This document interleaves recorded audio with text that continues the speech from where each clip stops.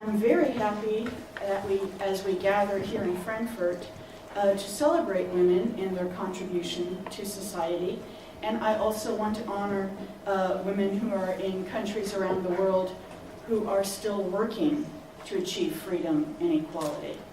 We also have the privilege this year of celebrating the centennial of a great organization, the Girl Scouts. Let's first look at what women have achieved so far, and it's quite a bit, I think. Today, women can lead independent lives, at least in our part of the world. They can choose to be whatever or whoever they want to be. So women have come a far way, and you might get the impression maybe the battles have been fought already. Do we still need an International Women's Day? Well, I think the question is certainly interesting insofar as the United States is the only advanced industrial country that does not celebrate International Women's Day. It was originally started, it goes back to about 1908 when a group of women textile workers in the United States were attempting to form a union. And in the early 1900s, people were already scared to death that there was going to be a communist takeover of the world because of the Bolshevik Revolution, although that didn't really happen until 1917. And then Clara Zetkin and a number of European socialist women got involved and decided to internationalize the event instead of having it just being an American kind of holiday. What we celebrate instead is Women's History Month. Do we have cause to try to introduce International Women's Day? Well, we certainly should try to introduce a National Women's Day. The truth of the matter is we have not attained leadership positions at the level of what we call critical mass, 30% in a single field. On average, women make up about 18% of the American leaders. So I would say not only do we need an International Women's Day and a National Women's Day, we need the decade of American women.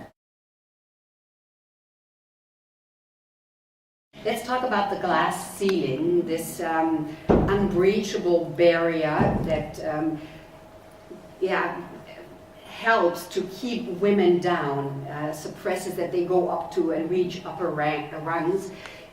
What are the main obstacles nowadays? Certainly, just the nature of American society. We do not have the infrastructure that gives us the time and the energy to participate actively and without interruption in a lot of the activities that men take for granted and use not necessarily as formal qualifications, but as informal qualifications for leadership positions. Do we have the adequate daycare facilities that we need in order to work full-time jobs?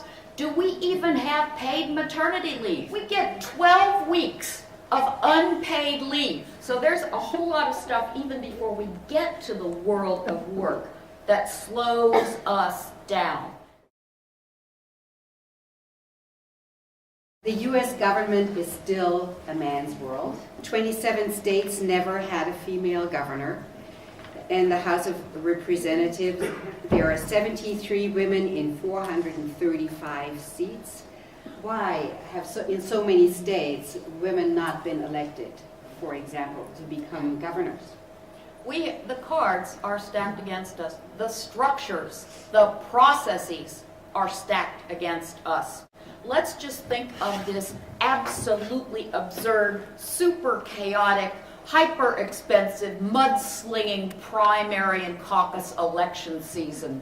Yes. How many women with children could take 6 months off to hop back and forth across 50 states? Or let's think about which states first get to pick the candidates.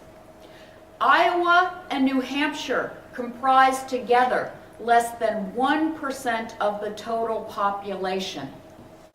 If we add Nevada and South Carolina, which come next in the caucus race, these states are disproportionately white, rural, older. They are also more fundamentalist in their religious orientations. These are not women-friendly states. So why do we let these 4 states go first? People who live out in Iowa on a farm, they don't understand half the problems of the country because they don't live with them every day. So why don't we just have a national primary day where we all vote on the same day, where it's one person, one vote? And that way, women would have more chances. Do we need more serious intervention to support women? I'm talking about quotas. An OECD study shows that despite all recent efforts, women still are underrepresented. On average, women occupy just 10% of company boardrooms. And if we keep up this pace, the current pace, it will take 40 more years to fix this imbalance. Would that be a good idea in your view? I do believe in the use of quotas. We can't use them in America because quotas have a very special legal definition. But we could use the German term Quotierung, all right? Sort of setting goals, timetable. What we can do is go back to affirmative action and follow up on affirmative action and make sure that there are at least 30% women, or no sex should have less than 30% in any hiring pool. She says affirmative action actually is the contrary of equal treatment. It's an insult. It's a discrimination. So would you react to this?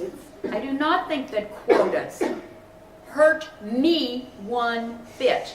And this is a lesson for you young women. They throw that label out there. Oh, everybody's going to think you're a quota girl. I don't care what you call me, but I want you to open that door, and I want you to let me walk through, and I will prove to you what I can do. People who are afraid of the competition are going to tell you, ooh, you don't want to be a quota frau. You want to be whatever it takes to walk through that door, and then you turn around with your elbow, girl, and you hold that door open for the person behind you.